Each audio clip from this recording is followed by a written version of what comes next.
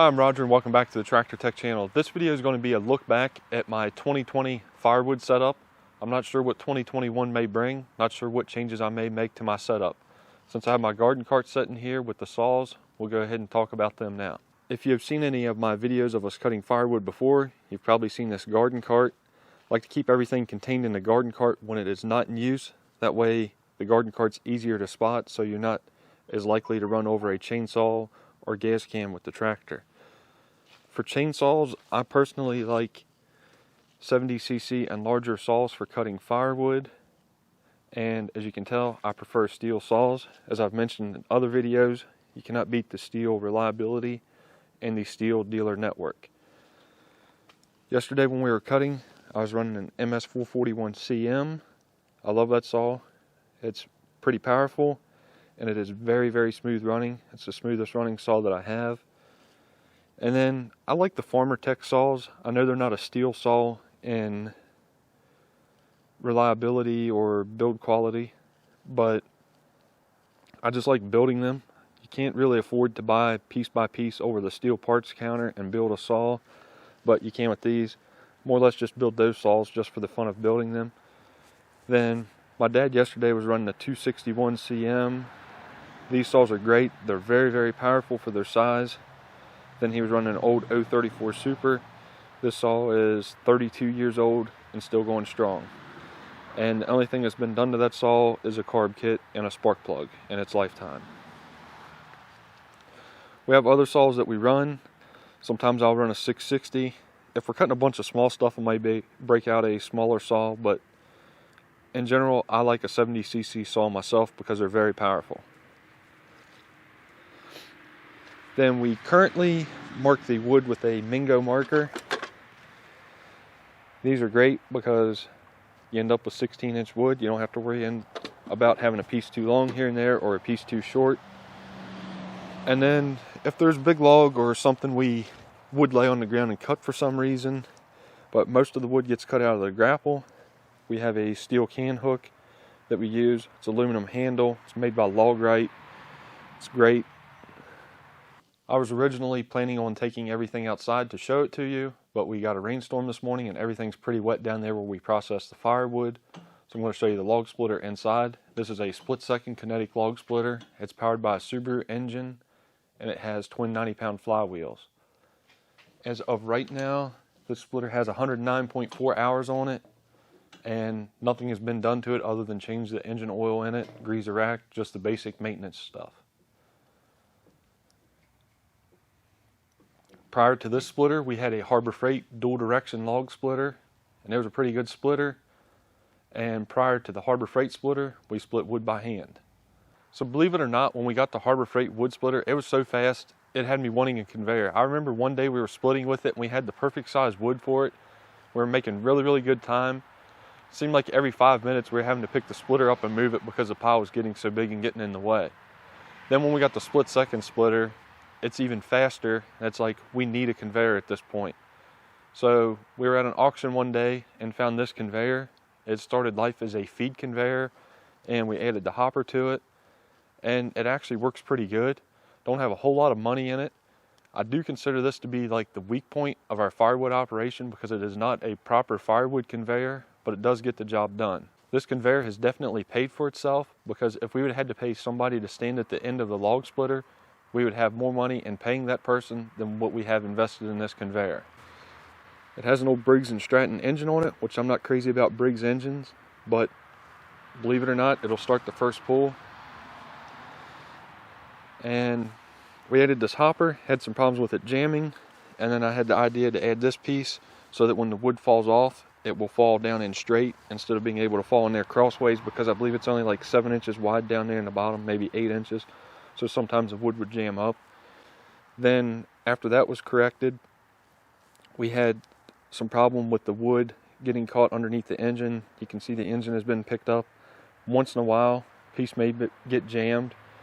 I think in this pile of wood here, we've had maybe 3 or 4 jams on the engine. One thing I need to do to help correct that is I'm going to flip these bolts around so the bolts are on the inside and the nuts are on the outside. And another little problem we've had with it and knock on wood, we have not had a problem with it recently, is the belt keeps coming loose. There was a belt tensioner that goes in this hole or this hole. You can flip it around, put it on either side. You use that to pull the motor up, which tensions the belt, and then these pieces should lock down and hold the belt, you would think, but for some reason the belt kept coming loose. Well, the belt tensioner fell off of it one day, and it is buried in this pile of wood here, and ever since it fell off, we never had any problems with the belt coming loose, ironically. I'm going to set the camera down and just show you how this Briggs will start. It seemed like after I put the NGK plug in it and adjusted the valves, it started so much easier.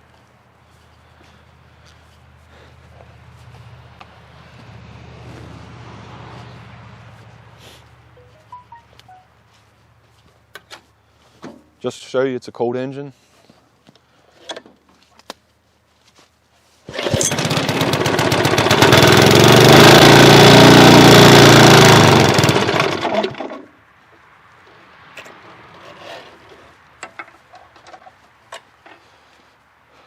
And yeah, the recoil spring on the starter needs some more tension put on it.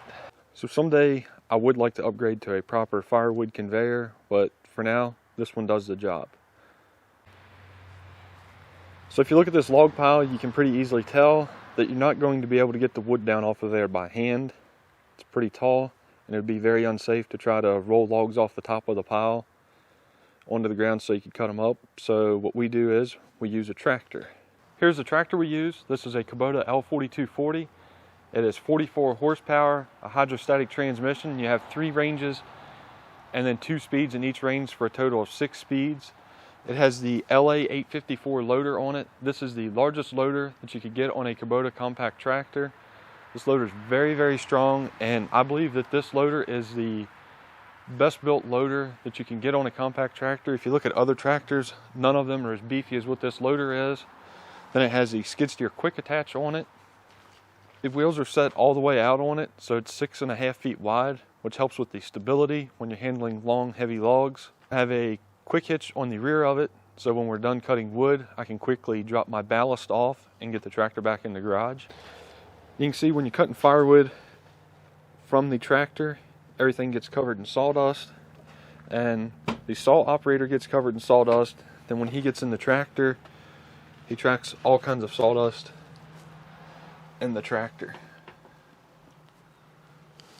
When we originally started on firewood, all we had was a root grapple. The root grapple I have is a very nice root grapple, but it's a root grapple. It's not a log grapple. The root grapple I have is 6 feet wide. So when you pull into a pile, if I want to get this log, if you look here, the tines on the thing are like 4 inches tall. So you're not able to get underneath of this. So pretty much the fastest way I found to get any log with the root grapple was to knock it down off the pile, and then once it hit the ground, pick it up with the root grapple. Then since the thing was 6 feet wide, if I had a log that's 20 feet long, that only leaves me with 14 feet to cut, and there's 6 feet in the middle. And at the time I was getting my logs off of a different guy, and he was bringing me bigger stuff that wouldn't go in his son's firewood processor. So with the big stuff, you can make pretty good time cutting it off the ground, so we just cut it off the ground. But now with the log supplier I have, he's bringing me smaller wood that is easier for us to handle to get like onto the splitter and easier to split. Then it's also better for the tractor since it's not so big and heavy. So we got a log grapple. So this is a Titan log grapple. When we got this log grapple, it cut our cycle time in half of what it was with the root grapple. Now what do I mean by cycle time? I mean, if I'm over where we process the wood, from the time I back up, pull up to the log pile, and then get the next log and get back over there to cut it, I can do it twice as fast with this grapple. If you look at it, the tines are very narrow on the end, so you can drive into the pile, and then with the way the grapple closes, it pulls the log into the grapple. Well, the root grapple really didn't do that, but again, it's a root grapple versus a log grapple. We just got a tool that is better suited to the job. This grapple's been great. This grapple's only 29 inches wide. That leaves us with about 2 cuts on a log, maybe 3 cuts depending on how the log is positioned that we can't make. So we now cut the logs out of the grapple which has also helped speed things up. You can cut a lot faster cutting straight down through the log than you do cutting most of the way through it, rolling it over, and then finishing the cut. That last little bit of rolling the log over and finishing that last third or 1/4, whatever, depending on how big the log is, that last little piece that you can't cut takes about as long as what it does to saw the first part. So now you've seen we have a tractor and a grapple to get the logs off the pile, chainsaws, a way to split the logs, and then we have a conveyor to get the wood away from the splitter. So we're still lacking a little bit on one thing, but we still need a way to help keep the wood to the splitter. And sometimes the wood may be 30 or 40 feet away, so that was kind of difficult for my dad to do. A lot of the times I would help throw the wood up in a pile, or I would end up going and getting the wood and carrying it to the splitter myself while we were splitting, which was slowing us down. So to make it easier to get wood to the splitter, I decided we would try a rock bucket. If you remember a while back, I tried my root grapple, and it kind of worked and it kind of didn't work at moving the rounds to the splitter. But this rock bucket works excellent. We were using it last night. I don't know how many buckets of wood my dad didn't move to the splitter with this thing. It really makes it easy. He can pull up to the splitter, leave the bucket at waist height, and doesn't have to bend over to pick the wood up to lay it on the log lifter or the log splitter for me to split. Chose to get a 60-inch bucket because this bucket is 41 inches long, and since it's being used on a compact tractor, not a skid steer, didn't want anything really, really big to be too big and too heavy for that tractor. Then this rock bucket also is useful if you want to use it to load a trailer. Depending on how clean your wood is, you may end up with more bark than you want, depending on how clean you want your end product to be. You can also use it to move piles of wood around if you need to.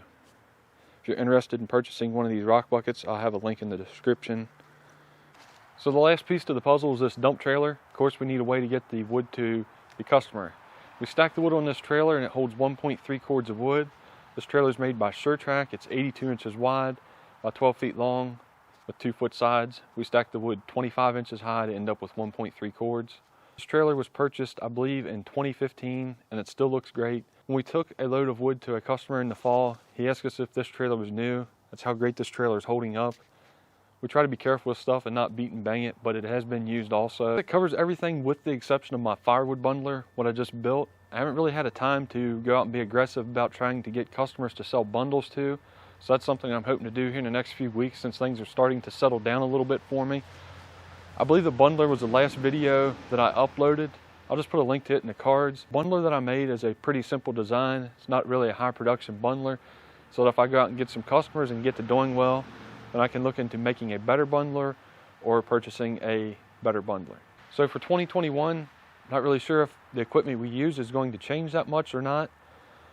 Just about every night, I'm looking at firewood equipment, always trying to get new ideas or discover some kind of new product to make the process a little bit easier. There's nothing easy about firewood, and I've been thinking about our firewood process. I have an idea on how we can maybe increase productivity just a little bit, and then I'm also working on a project for the chainsaws to help us increase productivity, but I'm not sure if it's going to work out. But if it doesn't work, I'm still going to show it to you guys. So thanks for watching this video. I hope you enjoyed it, and have a happy new year.